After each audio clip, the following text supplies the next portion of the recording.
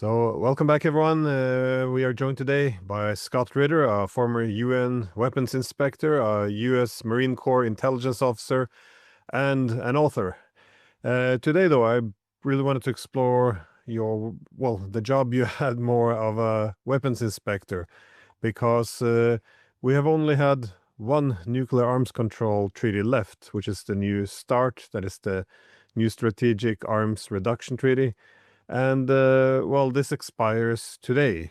So this essentially leaves us, if I'm not mistaken, without any nuclear arms control agreements. And it's kind of strange because the consequences could be quite dire, yet I don't see much concern coming out of our governments or media for that sake. Uh, One would have thought this would be a priority. But how significant is this? No, this is earth-ending significant. I wrote a book called Highway to Hell, and I called it A Highway to Hell because I said if we allow the New START treaty to expire and we don't have either a moratorium on the caps of deployed nuclear weapons awaiting a new treaty or a new treaty, um, we've just we've increased the likelihood of a nuclear war between the United States and Russia, United States and China, by an order of magnitude. I mean, right now, by holding on to the New START treaty, we're holding on to 6 decades of arms control legacy.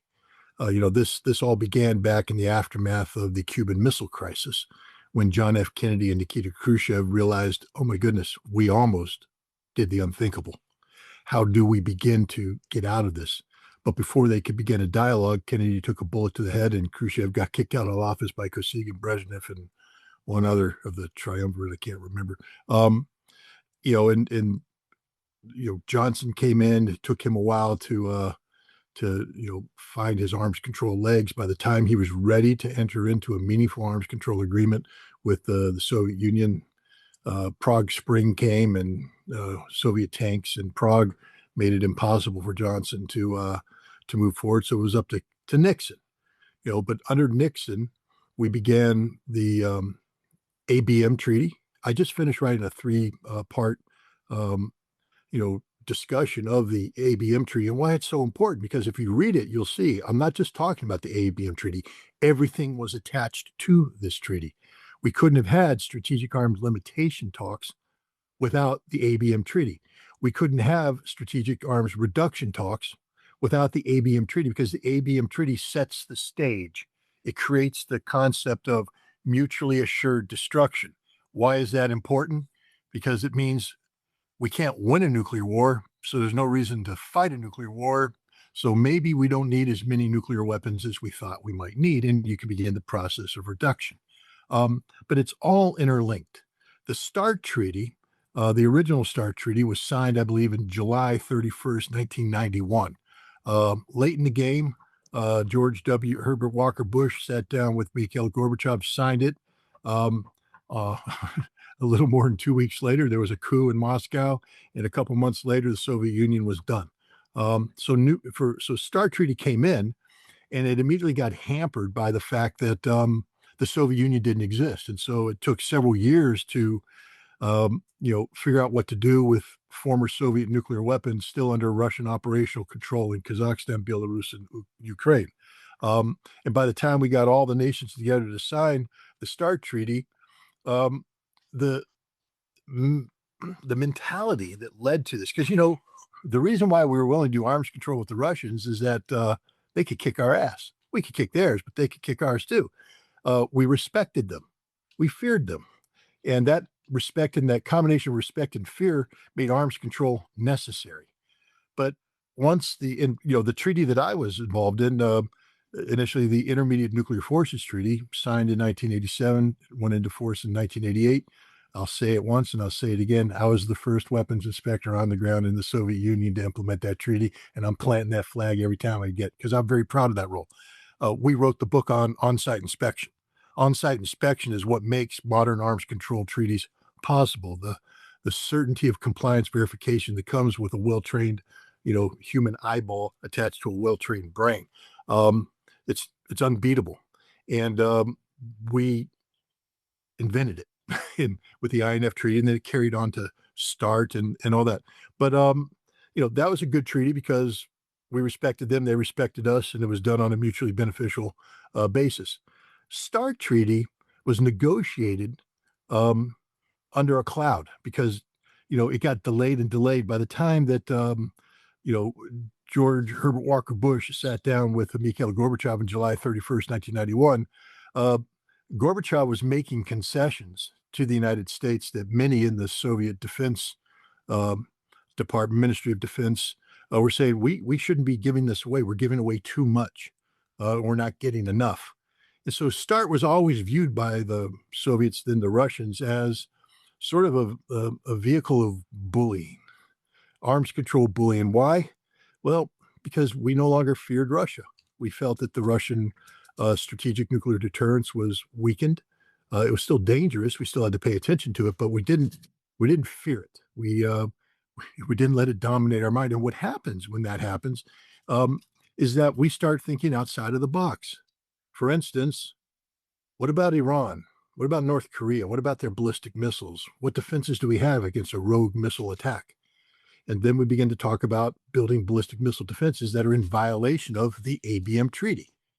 And when we were notified by, the Russians, it was actually when Vladimir Putin came in, and now it's past, it was Clinton still, that the Russians were like, if you do this, we're going to, because there was original START, then there was START 2, which was almost ratified, and START 3, which would be negotiated.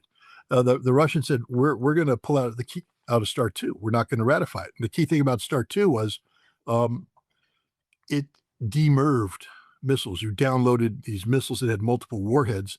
Again, part of arms control is, hey, we don't need multiple warheads because there's no ballistic missile defense to overwhelm. That's why we went to MIRVs.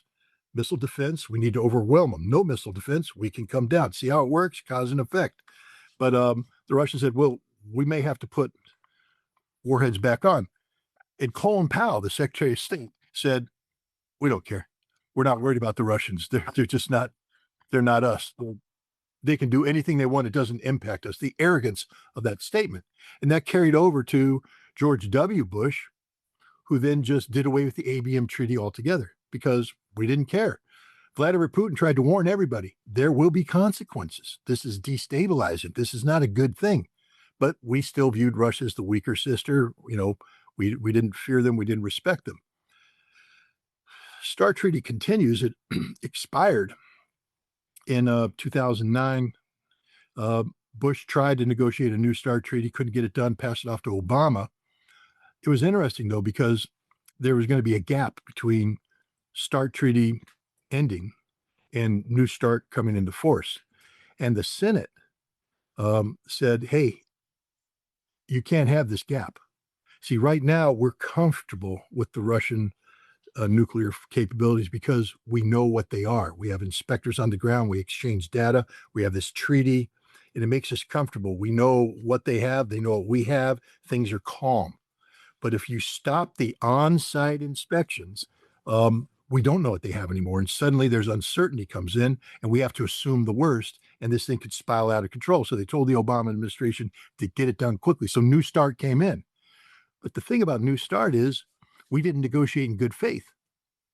Rose Gutemiller was the lead American negotiator. Her counterpart was Anatoly Antonov, the former Russian ambassador here to the United States. I had numerous lunches with Ambassador Antonov where we talked about New START, about this process. And he said, the United States started playing games with language, what it means, for instance, to decommission a B-52 bomber, what it means to decommission a Trident submarine launch tube, to get down to the deployed, because we're talking about deployed nuclear weapons, systems able to launch. And he said, it was clear to us when we talked about decommissioning a B-52 that it was permanent, that it's done. You decommission it, it can't carry nukes forever. The same thing with the submarine launched ballistic missile tubes forever. And what happened is the United States just went into the B-52 and cut a couple wires. Said there, can't launch nukes. And the Russians are going, oh, but what happens when you connect the wires? Yeah, but we're not going to. But what? And the problem is, see, we had generals testify for Congress because Congress is going, well, what if the Russians cheat? What if the Russians have a breakout? About it, boss. We can bring the B-52s back in a very short period of time. We can bring the launch tubes back because they weren't permanently decommissioned. Within months of Russians cheating, we can be right back to where we were. Don't worry about it. That means the treaty is meaningless. And the Russians were saying this treaty is absolutely meaningless because you've admitted that you can reverse this instantaneously. Um, and so already New START was the problem. The other thing is that the Russians said, we can't really talk about strategic arms control because when START treaty was negotiated, the ABM treaty was still in place. But now New START is being negotiated. There's no ABM treaty. And the Russians are like, guys, understand if you build a missile defense, we're negotiating about strategic arms, numbers, and you're building defense. That means our numbers, which are calculated on the premise that, we're not going to have a war and mutually assured destruction, we have to recalculate because we have to assume you're preparing for a first strike. And then we need retaliatory capability. It changes our mix. And Guttemacher said, no, don't worry about it. Obama told Medvedev, don't worry about it. It's just a political thing. You see, we got this thing called Congress, and we're having a hard time getting this New START thing through. So we're going to get it through. And then afterwards, we'll come back and we'll do ballistic missiles. So they did a joint signing statement.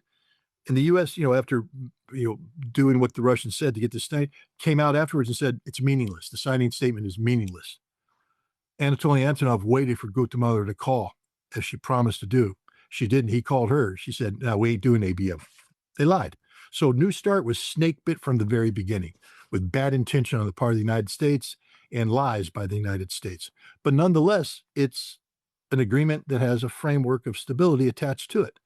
That's why in 2021, when it was expiring, they went ahead and signed the 5-year extension that the treaty allowed for automatically.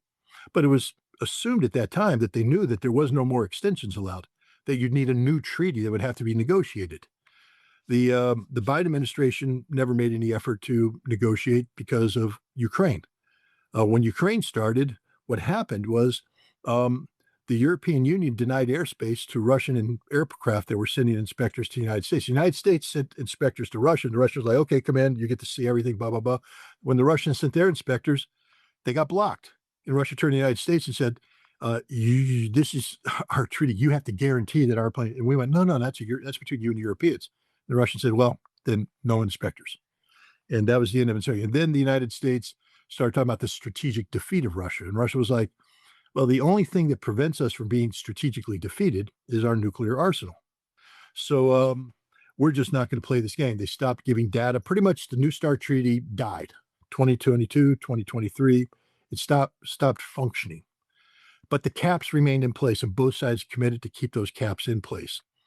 It's interesting, Rose Guttemacher, as we approach the termination, the expiration of New START, she said, it's imperative, because we come back to what I was telling you about from Kyle and Lugar, the two senators. She said, it's imperative that we have confidence. If we're going to do this extension, this moratorium, 1-year moratorium, we have to have confidence in those numbers. And because there's been no inspections in 2 years, we need to re-baseline the inspection. That is, just get the inspectors back in and reconfirm that everything is the way it's supposed to be, so that when the cap comes in, you have a level of confidence that these are good numbers. Well, we didn't even do that. So what's going to happen now is this treaty is going to expire.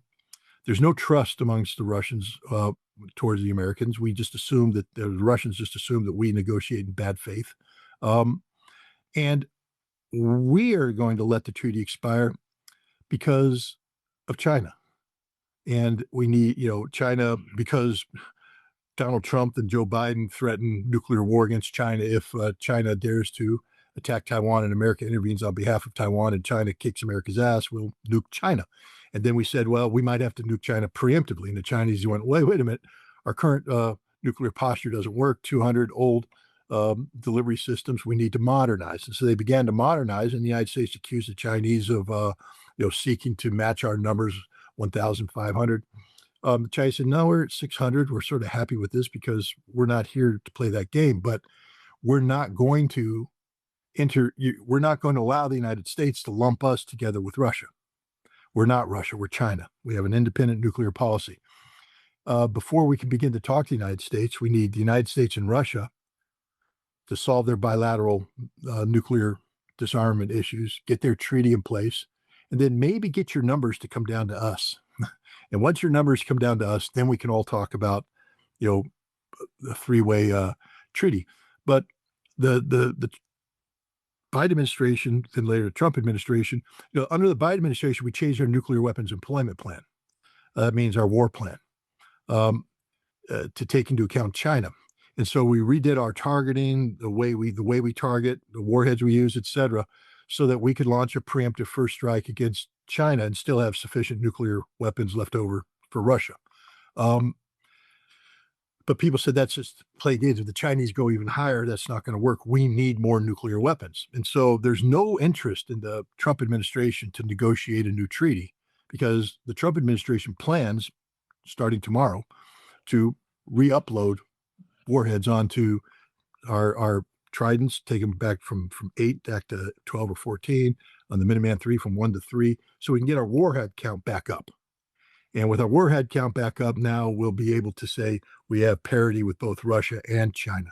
The problem is, what happens if Russia starts to upload their warheads too? Now we're into an arms race, and the trajectory of the stockpiles is going in the wrong direction. And now we come back to one of the real problems here. Before ABM Treaty, there was the Nuclear Non-Proliferation Treaty. There was also the Comprehensive Test Ban Treaty. Has never been ratified, but it's out there. Both sides have agreed to comply with it. The Non-Proliferation Treaty basically solidified the 5 existing nuclear weapon states, said they get to have nuclear weapons, nobody else does. But you sign this treaty, and it's a commitment that you won't develop nuclear weapons, you'll have safeguard inspections, et cetera. But the other part of it was the nuclear weapon states were supposed to work to get rid of their weapons. That was a promise. That was the deal. It's been stalled, and now we're going in the wrong direction.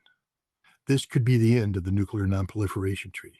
This could be the end of the legacy of nuclear non-proliferation. There's a real risk that if the United States and Russia get involved in a new nuclear arms race and begin to build new nuclear weapons, deploy thousands more warheads, that other nations are going to say, we have to have nuclear weapons now. This is as destabilizing as it gets. This is a disaster, absolute disaster. And again, I point out 6 decades of work, 6 decades of arms control experience flushed down the toilet because some idiots in Washington, D.C. don't know their history. Every argument they make today about why they need to do X, Y, and Z are arguments that were made in the 1960s and 1970s and showed to be fundamentally flawed arguments, which is why we transitioned into arms control. We shouldn't have to reinvent the wheel. We shouldn't have to relearn these lessons. But those who forget the lessons of history are condemned to repeat it. So here we are, going right back. This is a reset, right back to square one. Hopefully it stops and we retain the Nuclear Non-Proliferation Treaty, but there's a chance that this is going to be reset right back to the time where Kennedy and Khrushchev just finished staring at each other over the Cuban Missile Crisis. We have to start all over. We may not survive it this time.